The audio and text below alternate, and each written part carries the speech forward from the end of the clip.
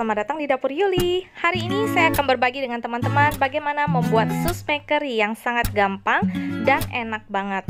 Nah, sebelum kita mulai untuk baking, jangan lupa untuk kalian subscribe, like, dan share ya. Dan tekan belnya untuk notifikasi setiap resep baru dari saya. Yuk, langsung kita baking. Halo, selamat datang di Dapur Yuli. Apa kabarnya kalian hari ini? Hari ini saya mau berbagi dengan teman-teman bagaimana saya membuat sus maker. Nah, untuk pertama kalinya ini kita akan bikin dulu bahan isian susnya. Jadi isian susnya ini seperti rogut, tapi saya nggak pakai biji pala ya. Jadi saya hanya pakai seledri supaya lebih enak dan lebih wangi aja.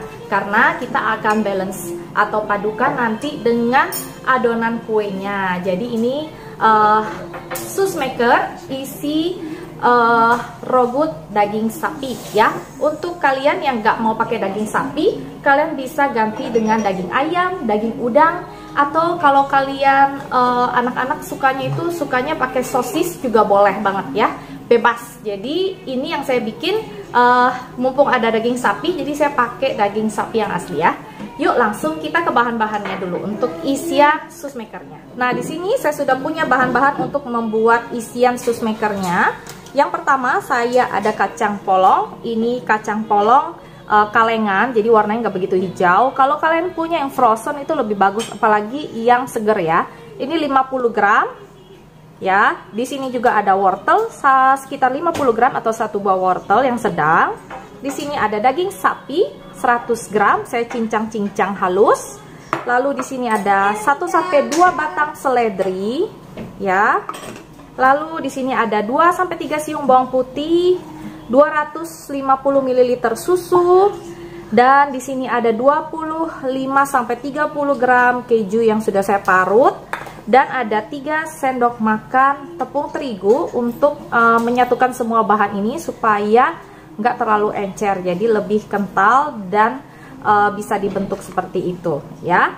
Nah, bahan yang kita gunakan hanya ini aja. Selebihnya seperti biasa kita akan pakai garam nanti, tapi garam harus dikira-kira karena kita udah pakai keju asin. Lalu saya akan kasih merica dan sedikit gula pasir. Nah, buat teman-teman yang suka pakai pala bubuk, kalian juga boleh kasih. Tapi untuk kali ini saya nggak kasih karena nanti akan saya kombinasi dengan maker susnya gitu ya, atau adonan kuenya. Oke.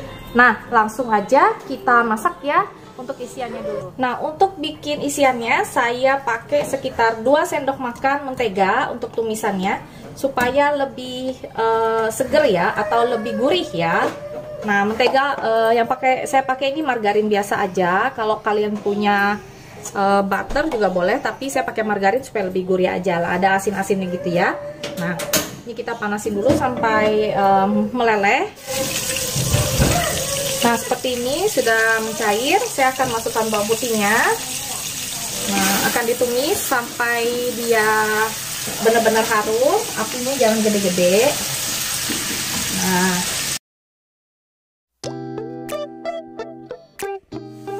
seperti ini udah harum banget.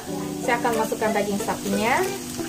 Daging sapinya dipotong kecil-kecil banget ya, supaya enak dan gurih nanti dicampur dengan sayur-sayurannya. Nah, ini kita aduk sampai dia benar-benar berubah warna ya dan matang. Setelah dia berubah warna, kita masukkan juga wortel dan polongnya. Nah, biasanya kalau kalian mau tambahin sayur lain itu sayur buncis boleh ya.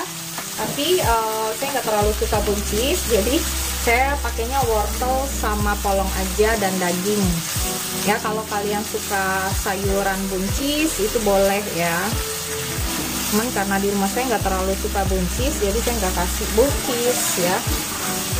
Nah, seperti ini. Seledrinya juga kita masukin supaya harum. Nanti untuk adonan kuenya saya akan kasih sedikit oregano juga supaya kuenya juga nanti harum ya. Saya udah diaduk-aduk, saya masukkan susunya. Nah, kita masukkan susunya seperti ini, kita aduk-aduk. kita biarkan dulu sampai dia mendidih dan bikin wortel dan dagingnya itu sedikit matang ya, atau agak lembut. Nanti baru kita kentalkan dengan tepung terigu ya. Untuk kejunya boleh dimasukin sekarang karena nanti kita akan tes untuk asinnya udah cukup atau belum ya. Jadi masukin sekarang aja kejunya, berikut dengan susunya. Ini kita didihkan dulu sampai dia benar-benar mendidih dan enak ya. Jangan lupa dikasih merica. Untuk garamnya nanti ya.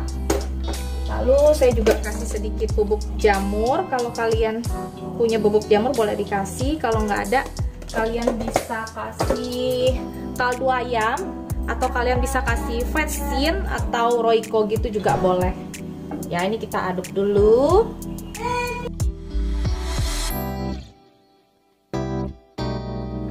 Nah, ini saya udah coba, udah cukup asin. Ini akan saya kasih tepung terigunya yang tadi ya. Nah, ini kita aduk sampai dia nyatu ya, atau jadi agak sedikit kental gitu ya. Nah, ini kita masak terus sampai dia agak kental.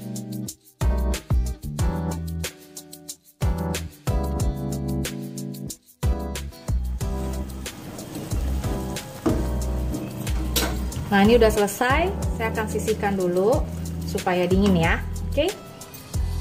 Nah, setelah kita membuat isiannya, ini isiannya udah jadi. Saya udah bikin bentuknya jadinya seperti ini, tuh ya. Nah, ini saya tiriskan dulu biar dia suhu ruang dulu. Lalu saya siapkan untuk bahan kuenya atau susnya. Bahannya apa aja? Yuk langsung kita ke bahan-bahan membuat susnya ya. Untuk membuat susnya, di sini ada 3 butir telur, ya. Lalu di sini ada sekitar 30 gram margarin yang udah saya lelehkan. Di sini ada 55 gram gula pasir. Lalu di sini ada sekitar 75 gram tepung terigu protein rendah saya pakainya. Lalu di sini untuk taburannya saya akan pakai keju parut dan oregano. Nanti di adonannya juga saya akan kasih sekitar 1 sendok makan oregano ya, supaya adonan kue susnya ini lebih gurih lagi ya. Lalu tentu saja saya akan siapkan juga cup-cup seperti ini ya, lucu kan? Nah, yang kayak gini, ini bisa langsung dipanggang, jadi praktis banget. Jadi kalian nggak usah cuci-cuci lagi ya, langsung jadi, langsung makan, langsung buang gitu, enak kan? Nah, ini nanti saya akan susun di loyang. Ini buat taruh sus makernya. Ini diameternya sekitar 5 cm ya. Kalian bisa cari di toko kue banyak ya. Kita bikin, saya akan mixer dulu telur dan gulanya ya. Nah, ini saya akan kocok telurnya dulu sampai benar-benar creamy sedikit ya, agak naik sedikit. Lalu saya baru masukin gula pasirnya. Nah, ini kita aduk sampai dia benar-benar creamy ya dan berjejak ya. Kecepatannya dinaikin supaya lebih cepat dan lebih rata ya. Selesai. Udah creamy banget, kita matiin ya. Nah, ini kita matiin, dia udah creamy banget. Udah creamy banget tuh kayak gitu. Nah, saya akan nyalain dulu ovennya. Oven saya nyalain, panasin 180 derajat dulu ya. Apinya nanti untuk panggangnya itu atas bawah, tapi untuk panasin kalian bebas ya, mau bawa dulu juga boleh. Oke? Jangan lupa saya akan kasih dulu oreganonya yang tadi saya bilang. Terus saya akan kasih sekitar 2 sendok teh ya. Ini saya kasih 2 sendok teh. Jangan terlalu banyak, nanti jadinya terlalu harum. Kalau kalian mau, kalian juga bisa taruh peterseli atau daun seledri juga boleh ya di adonan ini ya. Nah, ini saya akan tuangi tepung terigunya. Jadi saya aduk bersama dengan tepung terigunya seperti ini. Setelah dia creamy ya, diaduk dengan tepung terigunya. Jangan sampai bergerindil ya, harus diaduknya rata. Tuh, kadang bawah-bawahnya masih ada tepungnya. Nah, tepungnya jangan lupa diayak ya. setiap kali bikin kue tepung diayak selalu ya, jadi teksturnya lebih lembut dan lebih halus ya. Nah ini udah, kalau udah halus, udah jadi seperti ini, tinggal kita masukin melting margarinnya. Nah seperti ini ya, kita aduk lagi sampai rata. Nah sampai bercampur semua ya ke dalam cup-cupnya ya. Kita akan masukin kayak gini, ambil 1/4 dasar dari cupcake-nya, lalu kasih isiannya 1 sendok teh kira-kira ya. Nah seperti ini, lalu kita tutup lagi bagian atasnya kayak gini. Nah sampai dia cupnya itu 3/4 aja ya, jangan terlalu banyak. Nah kita lakuin semua sampai adonannya habis. Nah seperti ini, lalu toppingnya saya akan kasih keju parut ya, kasih keju parut biar makin gurih lagi.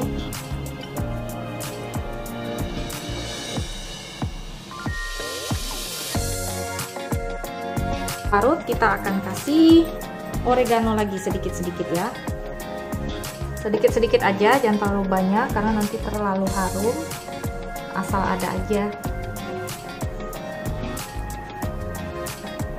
Nah seperti ini.